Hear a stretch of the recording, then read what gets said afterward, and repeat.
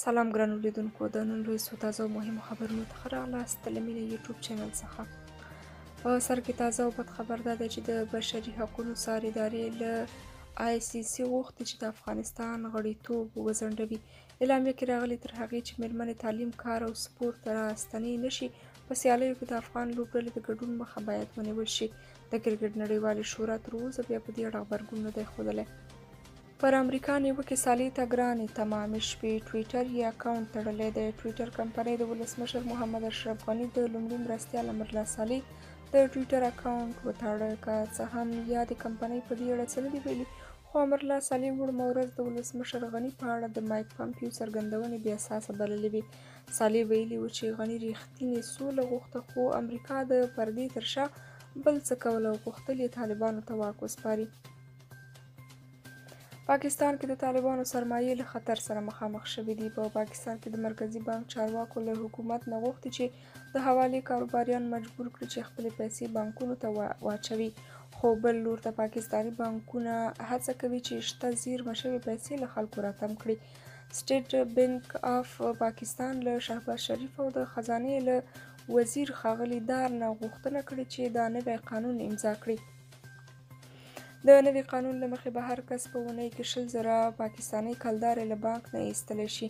دا به د پاکستاني کلدارې د قدر ساتلو لپاره ښه وي، خو مالدار او هغه کسان به وځپي چې په پاکستاني بانکونو کې پیسې لري. د پاکستان د حوالې کوونکو له ټولنې یو لوړ رتبه کس رسنیو ته ویلي چې پر حوالې سیستم لا له وړاندې نړیوال څار او د پاکستان فشار زیات دی، او پاکستاني حکومتي چارواکو هغه حوالې بالا موندلي چې د طالب لوړ رتبه چارواکو پیسې یې ساتلي دي. د بلوچستان ایالت په کوټه ښار کې یو حوالهوال د نوم نه ښودلو په شرط ویلي چې د 86 طالب چارواکو نوملړ د پاکستان د پیسو د څار ادارې ته ورکړل شوی چې سرمایې کنګل او خپل اقتصاد پرې پیاوړی کړي. پاکستان په خپلو بانکونو کې د سیستم د چلاو پیسې نه لري او هڅه کوي چې افغان طالبان او افغان تجاران په نښه کړي. امیر خان متقي وایي افغانستان کې د شته ستونزو عاملان بهرنیان دي. د اسلامي امارت د بهرنیو چارو سرپرست وزیر امیر خان متقي څو ورځې وړاندې د دغه وزارت پر کارکوونکو د شوي بید قربانیانو د فاتحې په مراسمو کې وویل چې افغانستان کې د ټولو شته ستونزو عاملان بهرنیان او یرغلګر دي. هغه زیاته کړه هر ځای بېغمي او ارامي د شپه او ورځ لارې پرانیستې دي. دا شته ستونزې د هغو ظالمانو یرغلګرو له لاسه دي چې په تېرو 20 کلونو کې خلک وژل، هغه مهال یې په باروتو، بمونو او الوتکو وژل، اوس یې په لوږه وژني. آیا په ټول افغانستان کې څوک بېدیني ته څوک وربولي؟ نه زنا شته، نه بهرنیان، نه اشغال، نه شراب، نه الحاد او نه کفر شته. جګړه د څه لپاره؟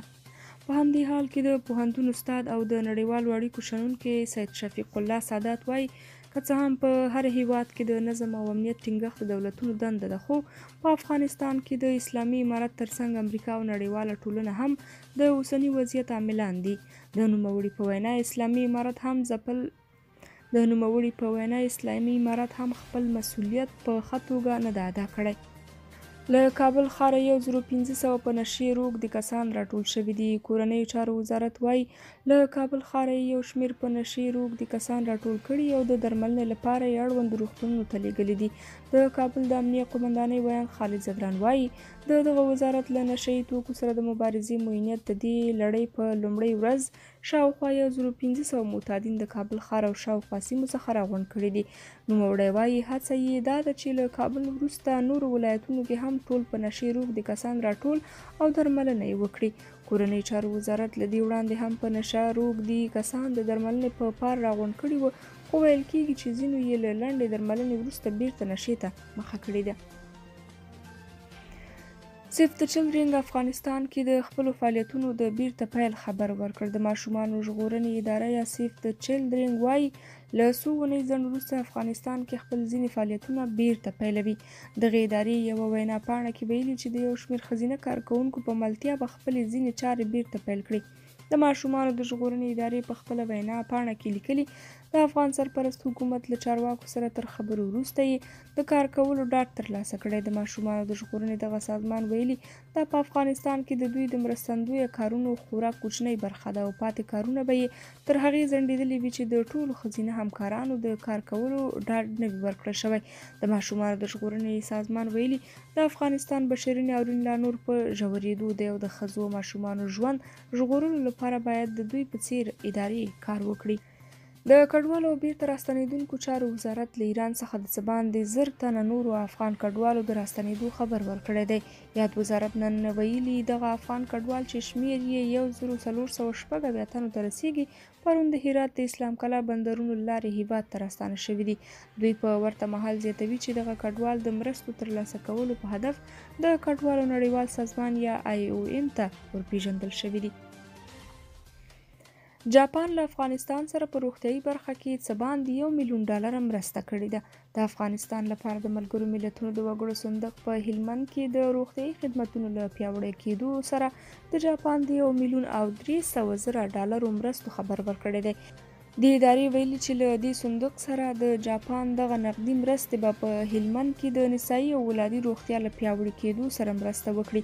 په راپور کې ویل شوي چې د دغو نقدو پیسو د مرستو پر مټ به په هلمند کې 29 کورنۍ روغتیايي مرکزونه وکولی شي چې خپل فعالیت ته دوام ورکړي. د ملګرو ملتونو د وګړو صندوق وایي په تیر 2022 کال کې د جاپان مرستې په افغانستان کې له 100,000 زیاتو افغانانو ته چې ډیری یې میرمنې دي رسیدلې دي. د ناټو عمومي منشي وایي لویدیځ هیوادونه له اوکراین سره د پوځي تجهیزاتو مرسته کوي. د ناټو عمومي منشي ینس سټولنبرګ وایي په نږدې راتلونکي کې به لویدیځ هیوادونه له اوکراین سره د درنو پوځي تجهیزاتو او وسلو مرستې وکړي. سټولنبرګ د جرمني له هاندلیس بلادیت ورځپاڼې سره په مرکه کې ویلي چې له اوکراین سره د درنو پوځي تجهیزاتو مرسته مهمه ده او دی هیله مند دی چې دغه مرستې به نږدې راتلونکي کې وشي. ټاکل شوي چې د ناټو د غړو هیوادونو د دفاع وزیرانو را روانه جمعه له اوکراین سره د پوځي مرستو په اړه یوه غونډه جوړه کړې ده. جرمني به د دغې غونډې کوربه وي. په عین حال کې د اوکراین ولسمشر ولادیمیر زیلنسکي تېره شپه په یو ویډیو پیغام کې ویل چې په دنیپر ښار کې د هستوګنې پر یوې ودانۍ د روسیې د راکټي برید د قربانیانو شمېر 25 ته رسولی دی یا رسیدلی دی. د جاپان دفاع وزارت نن دوشنبه وویل جاپان او هند د لومړي ځل لپاره د جنګي الوتکو په ګډون شریک پوځي تمرینات وکړل. دغه وزارت ویلي چې توکیو تر دې مخکې دغه ډول دوه اړخیز تمرینات د امریکا له متحده ایالتونو، استرالیا او بریتانیا سره ترسره کړي دي. ځینو هندي رسنیو د تېرې اونۍ په لومړیو کې راپور ورکړی و چې د هند او جاپان د پوځیانو ګډ پوځي تمرینات به د جنورۍ میاشتې له 12 د جنورۍ تر 26 دوام وکړي. دا تمرینات داسې وخت کیږي چې د راپورونو له مخې چین هڅه کوي په هند او پاسفیک ساحه کې خپل نفوذ پراخ کړي. د دې ساعت خبرونه تر همدې ځایه تر بیا خوشحاله شئ.